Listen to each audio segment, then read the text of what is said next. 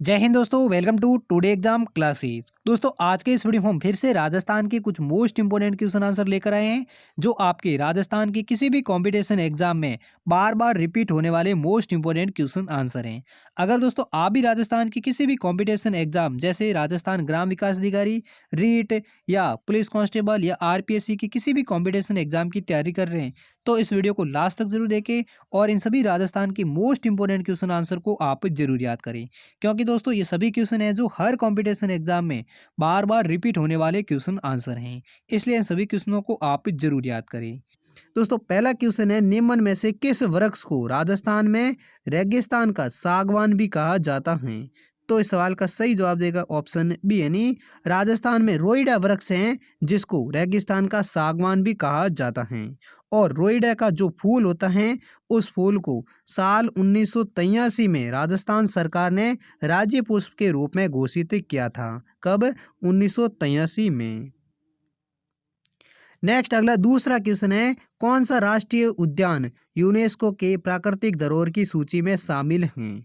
तो इस सवाल का सही जवाब देगा ऑप्शन बी, यानी केवलादेव राष्ट्रीय उद्यान है जो यूनेस्को की प्राकृतिक धरोहर की सूची में शामिल हैं और इसको साल 1985 में यूनेस्को की प्राकृतिक धरोहर की सूची में शामिल किया गया था और ये राजस्थान के भरतपुर जिले में स्थित हैं। कौन सा उद्यान? केवलादेव राष्ट्रीय उद्यान।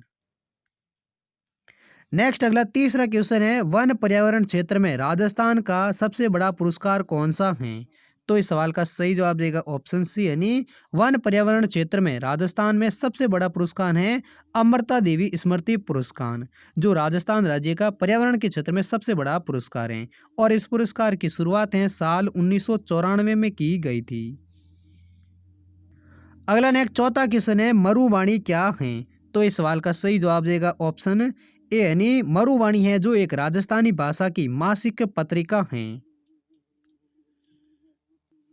नेक्स्ट अगला पांचवा क्वेश्चन है, शेखावटी भूभाग में कुएं स्थानीय भाषा में किस नाम से जाने जाते हैं? तो इस सवाल का सही जवाब देगा ऑप्शन बी, यानी शेखावटी भूभाग में जो कुएं होते हैं उनको स्थानीय भाषा में जोहड़ के नाम से जाना जाते हैं। नेक्स्ट अगला छठा क्वेश्चन है, दक्षिणी पूर्वी राजस्थान की प्रमुख बोली कौन सी है? तो इस सवाल का सही जवाब देगा ऑप्शन सी, यानी दक्षिणी पूर्वी राजस्थान की जो प्रमुख बोली हैं वो मालवी बोली हैं।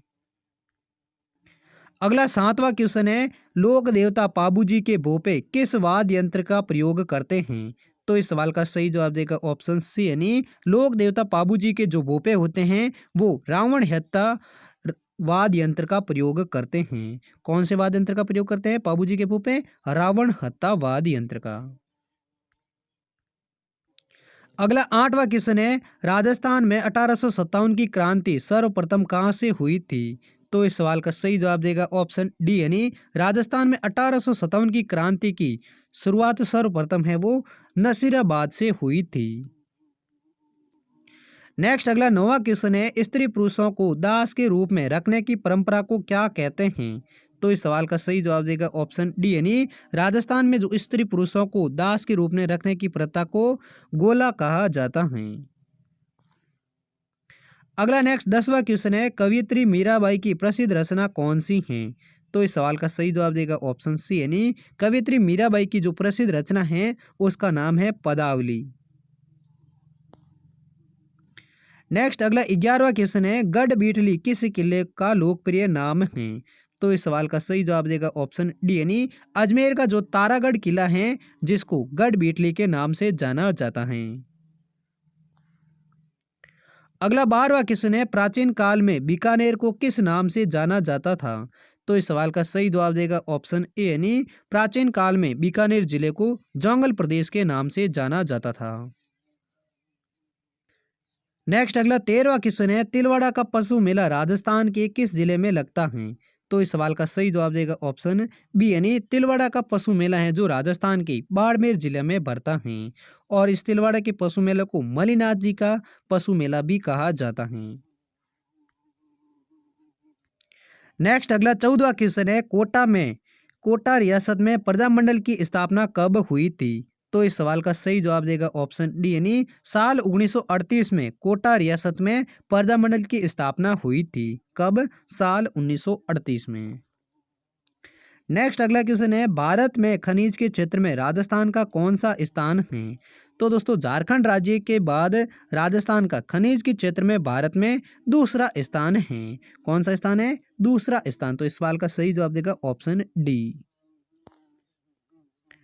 नेक्स्ट अगला क्वेश्चन है, डूंगरपुर तथा बांसवाड़ा किस नदी विपरीत किनारे पर बसे हुए हैं? तो इस सवाल का सही जवाब देगा ऑप्शन बी यानी डूंगरपुर और बांसवाड़ा हैं जो माही नदी के विपरीत किनारे पर बसे हुए हैं।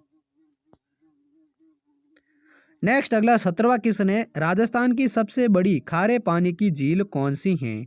तो दोस्तों इस सवाल का सही जवाब कौन सा है वो आप जरूर कमेंट में लिखकर बताइए। यानी राजस्थान की सबसे बड़ी खारे पानी की झील कौन सी है?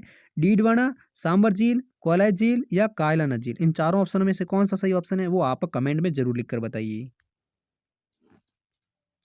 अगला नेक्स्ट 18वां क्वेश्चन है, राजस्थान का क्षेत्रफल भारत के क्षेत्रफल का कितना प्रतिशत भाग है? तो इस सवाल का सही जवाब देगा ऑप्शन ए यानी राजस्थान का जो क्षेत्रफल है जो भारत के कुल क्षेत्रफल का 10.41% भाग है।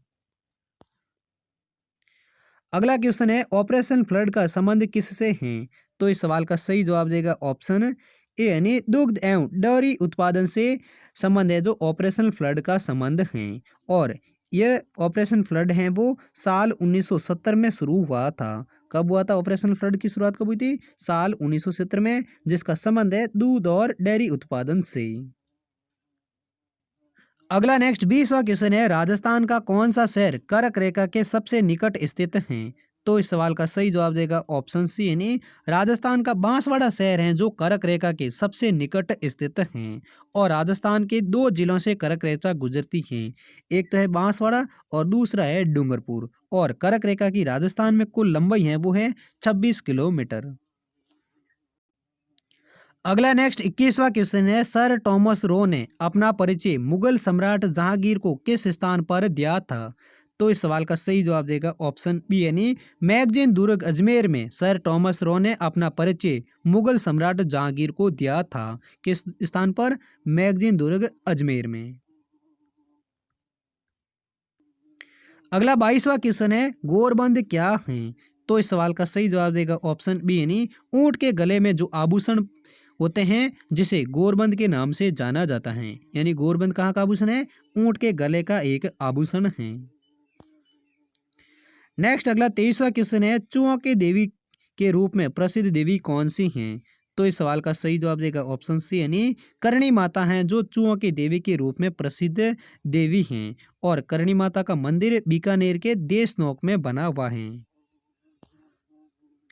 अगला नेक्स्ट 24वां क्वेश्चन है, राजस्थान में पहली जातीय जनगणना कब प्रस्तावित हुई थी? तो इस सवाल का सही जवाब देगा ऑप्शन सी यानी 1 नवंबर साल 2011 को राजस्थान में पहली जातीय जनगणना है वो प्रस्तावित हुई थी। कब? 1 नवंबर 2011 को। अगला नेक्स्ट 25वां क्वेश्चन है, गार्गी पुरस्कार योजना कब शुरू की गई थी? तो इस सवाल का सही जवाब देगा ऑप्शन बी यानी वर्ष 1998 में राजस्थान में गार्गी पुरस्कार योजना की शुरुआत हुई थी। और इस पुरस्कार के अंतर्गत राजस्थान में छात्राओं को कक्षा 10वीं और 12वीं बोर्ड द्वारा 75% से जो अधिक अंक लाए जाते हैं उनको 3,000 से लेकर 5,000 रुपये के साथ सम्मानित किया जाता है। किस पुरस्कार योजना के तहत? गार्गी पुरस्कार योजना के तहत, जिसकी शुरुआत साल 1998 में हुई थी। अगला नेक्स्ट 28वां क्वेश्चन है, राजस्थान में खेजड़ी वृक्ष की पूजा किस पर्व पर की जाती है? तो इस सवाल का सही जवाब देगा ऑप्शन ए यानी राजस्थान में दशहरे के अवसर पर खेजड़ी वृक्ष की पूजा की जाती है। अगला नेक्स्ट 27वां क्वेश्चन है, राजस्थान में सबसे अधिक गन्ना उत्पादन किस जिले में होता है? तो इस सवाल का सही जवाब देगा ऑप्शन ए यानी बी यानी राजस्थान के गंगानगर जिले में सबसे अधिक गन्ने का उत्पादन किया जाता है। किस जिले में गन्ने का उत्पादन होता है सबसे अधिक? राजस्थान में गंगानगर जिले में। अगला नेक्स्ट क्वेश्चन है, पंचायती राज व्यवस्था सर्वप्रथम किस राज्य में लागू की गई थी? तो इस सवाल का सही जवाब देगा ऑप्शन बी यानी साल 1959 में राजस्थान राज्य में पंचायत राज व्यवस्था सर्वप्रथम लागू की गई थी? कब? साल 1959 में, जो राजस्थान के नागौर जिले में सबसे पहले पंचायत राज व्यवस्था को लागू किया गया था। अगर राज्य का पूछे तो राजस्थान, और जिले का पूछे तो नागौर जिले में। और कब? साल 1959 में। अगला नेक्स्ट 29वां क्वेश्चन है, किस लोक देवता ने कामड़िया पंथ की स्थापना की थी? तो इस सवाल का सही जवाब देगा ऑप्शन सी, यानी रामदेव जी ने रूणीसा में कामड़िया पंथ की स्थापना की थी। किस लोक देवता ने? लोक देवता रामदेव जी ने। नेक्स्ट अगला 30वां क्वेश्चन है, महाराणा प्रताप का जन्म कहाँ हुआ था?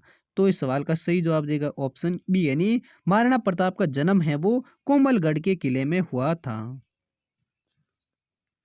अगला नेक्स्ट 31वां क्वेश्चन है, उदयपुर के निकट एकलिंग देव जी का मंदिर किस शासक ने बनवाया था? तो इस सवाल का सही जवाब देगा ऑप्शन बी, यानी बप्पा रावल हैं जिन्होंने एकलिंग जी का मंदिर बनवाया था। और एकलिंग देव जी का मंदिर है जो मेवाड़ वंश के इष्ट देवता भी माने जाते हैं। अगला नेक्स्ट 32वां क्वेश्चन है, राष्ट्रीय लॉ यूनिवर्सिटी राजस्थान में कहाँ पर स्थित है? तो इस सवाल का सही जवाब देगा ऑप्शन सी, यानी राष्ट्रीय लॉ यूनिवर्सिटी है जो राजस्थान के जोधपुर जिले में स्थित हैं और जोधपुर के मंडोर में स्थित हैं, जिसे साल 2001-2 में स्थापित किया गया था। कब? 2001-2 में। अगला नेक्स्ट 33वां क्वेश्चन है, एकलिंग जी के मंदिर के दक्षिण द्वार की प्रशस्ति किसके समय उत्कीर्ण की गई थी? तो इस सवाल का सही जवाब देगा ऑप्शन सी, यानी राणा रायमल के समय की प्रशस्ति हैं वो उत्कीर्ण की गई हैं। कहाँ पर? एकलिंग जी के मंदिर के दक्षिणी द्वार की प्रशस्ति पर। नेक्स्ट अगला 34वां क्वेश्चन है, विजय स्तंभ का निर्माण किसने करवाया था?